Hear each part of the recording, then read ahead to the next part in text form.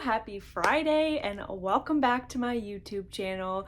To all three of you that have been watching, and no, I'm just kidding.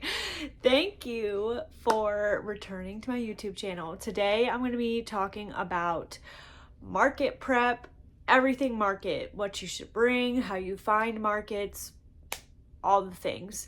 I posted a question box on my Instagram asking what kinds of things do you want to know about market, and I got one reply to it. So I am going to answer that one question and kind of just like free flow the rest. And if you have any additional questions, definitely ask them below. I will either answer them in another video or in the comments. So here we go. So the question that was asked was, how do I find markets, and any tips for a first-time market vendor?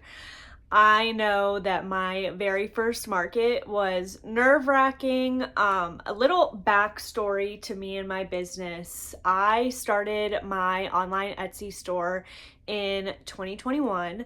I started with paint pours, wreaths, mostly tumblers, and I kind of just tried to dabble in a little bit of everything because I didn't really know what my niche was and what I really wanted to focus on. In 2022, my tumblers kind of took off a little bit, and I got basically all of my orders were for tumblers. So for all of 2022, I was pretty busy with tumblers, and I kind of lost a little bit of motivation by the end of 2022. And by December, I had learned how to crochet from my husband's mom.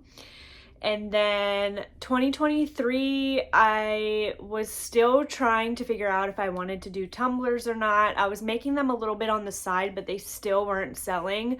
And I didn't make a single tumbler sale in 2023. Not a single order through my Etsy was placed for one. And I had a really hard time trying to sell the ones that I already had made.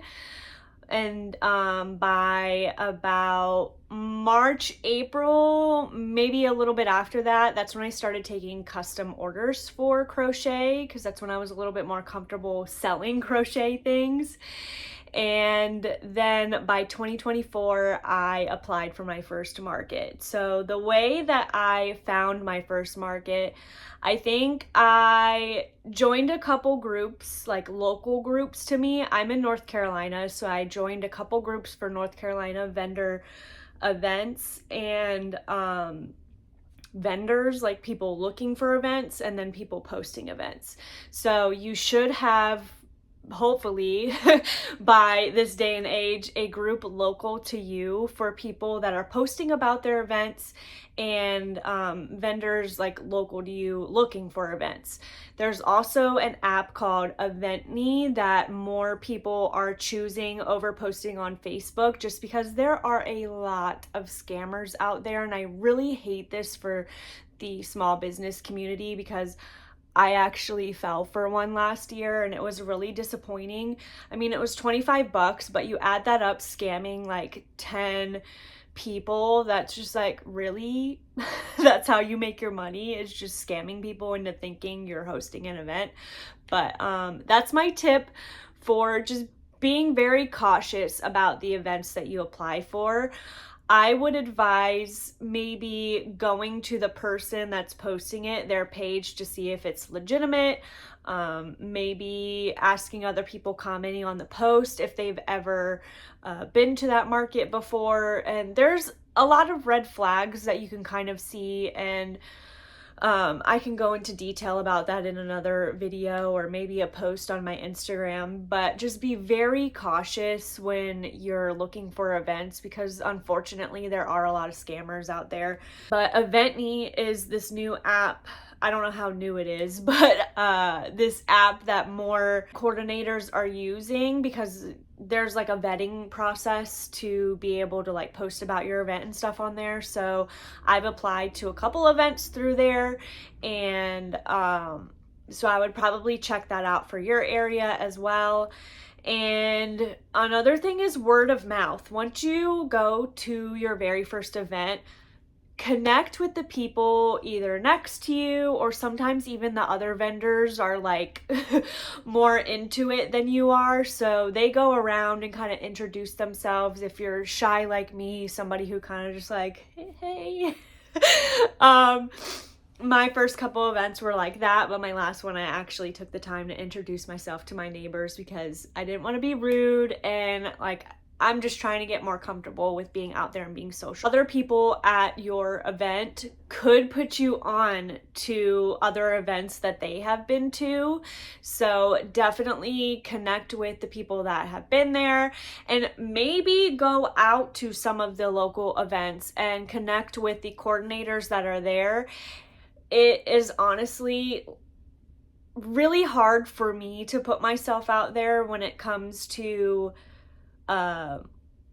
like in-person events and meeting people. I just get really nervous. I have really bad social anxiety, and I'm really trying hard this year to break out of that. Last year was kind of like me putting my toe in the water.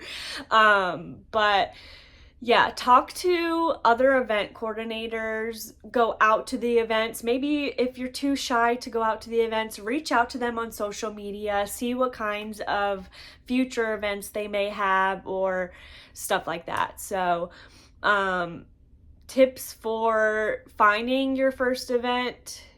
I mostly find them online, but I've been connecting more recently with other vendors at my in-person events and seeing what other events they've been to that have been successful for them. As far as tips for the market itself, I would say do not stress yourself out too much. I know that's easier said than done because I still stress myself out before each event and making enough inventory and, oh, what if this doesn't sell? What's going to sell? And kind of doing like the comparison game with everybody else. But it's all about, at least for me, what I've always made it about is what do I enjoy making? I, of course, take like tips and tricks from other crocheters and even just vendors in general, even if they're not like selling the same thing as me. I do take some tips and tricks from them, but as far as inventory that I bring with me, I try to make my stuff as unique as possible. Of course, I still bring smaller things that I know are going to sell in the area. One, because it's something that somebody previously has asked for. I make notes in my phone of what sold the best at each event, and kind of what other people are asking about and stuff like that. But as far as like what to make for an event, I try to be as original as possible. I know that there's lots of patterns out there. There's lots of people telling you like, this is what's gonna sell at your market. But I think being unique and original is what makes you stand apart from other people and doesn't make you look like a copy paste of another crochet vendor. And it doesn't make us as a whole seem like we're literally all just showing up to events and oversaturating it or whatever the case may be. But I try to like look at what other crocheters in my area are making and kind of maybe make a few things that they're making, but make different things so people know that there's a variety of crochet things out there. I have also made myself a checklist now to make sure that I don't forget anything when I'm going to events, as far as like, you know, your standard table, chairs. We forgot the chairs, I think my second event that I went to, so my husband had to go back and get them. I forgot my cash box at my December event. So I have made a checklist now to make sure that I am bringing everything that I could possibly need to each event. So that includes tables, chairs, of course my tent, the tent weights, of course my inventory, all of my display items, my cash box, what else? Like care cards, my thank you cards, bags. Just, I'll list everything below for you guys, but I have literally made a checklist now that I make a point to check off before we leave the house. So that's another tip. As far as pricing things, I try to make more lower price items. My lowest item that I have is $3, and at my last event, my highest ticket item was my patchwork cardigan for $150, but I typically don't bring anything that high. I think my market in December, my highest item was $90. I brought 2 of them and I sold 1. So I would say make a wide range of things, but people typically tend to buy in the like $3 to $20 mark just because it is a handmade market. But depending where you are selling, like if you know it's like a not like a rich area, but like people like to spend more money in that area. I'm not saying like ball out and bring all of your high ticket items, but kind of get to know the area that you're going to be selling in, and you can kind of gauge more of what price and what type of items to bring. I try to, if there's like a theme to the market, I try to make things that kind of fit the theme. So my last event that I went to was called Bloom and Shop. So I made like flowery things, spring things. I brought a couple Easter things that honestly didn't sell that well, which was weird.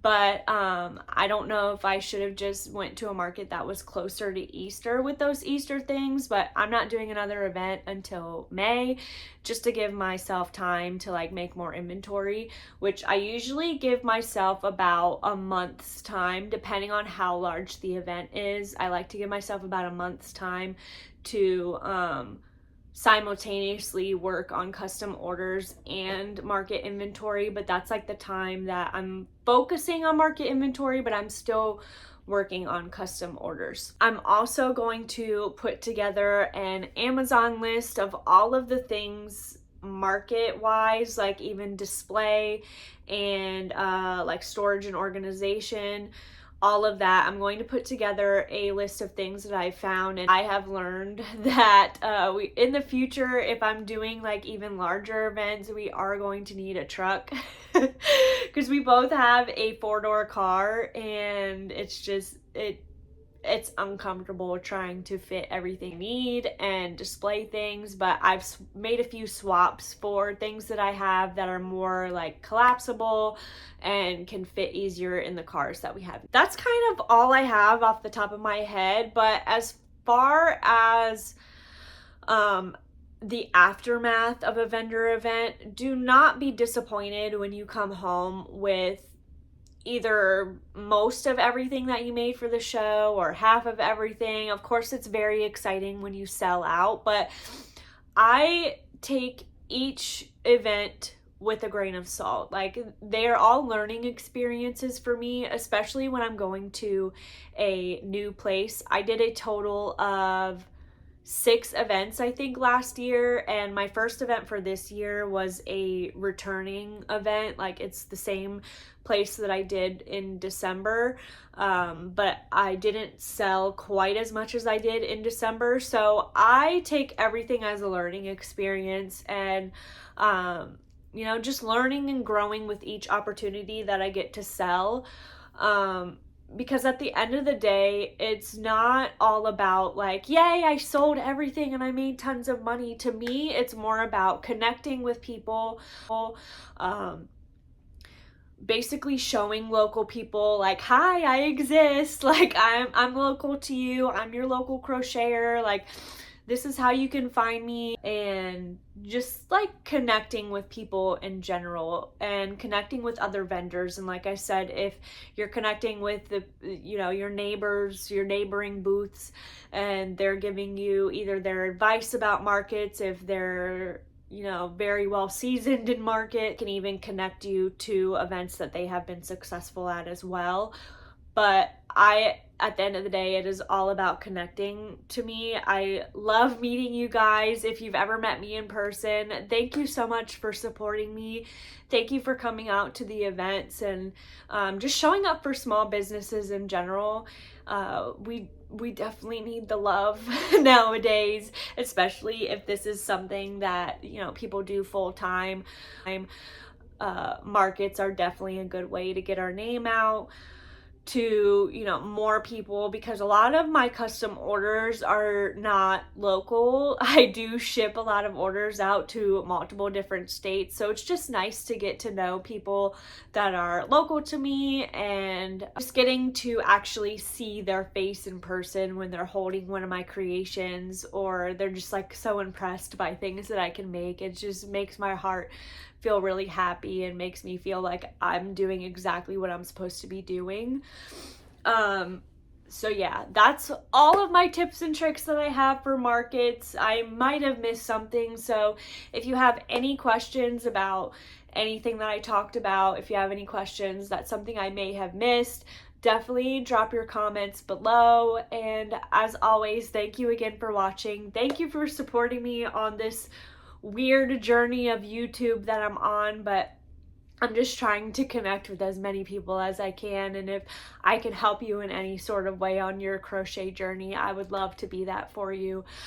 Crochet has literally like changed the game for me, because like I said, I started my online Etsy shop with tumblers, and I felt lost at that point, and crochet has definitely connected me with so many people. I'm getting emotional, but like, just thank you guys. Like I said, I'm sure all 3 of you watching will be, you know, very supportive, but it's just the year of growing and learning. I'm just a ball of emotions when it comes to just sharing my joy and my passions, because I truly am very passionate about crochet. And like I said, if I can make somebody else's day with my creations, or I can connect with one of you and just make you appreciate the craft even more, that's what's most exciting to me. So just thank you for watching, and thank you for supporting me, and yeah, I hope you all have a wonderful Friday, a wonderful weekend, and like I said, if you have any questions, definitely drop them below.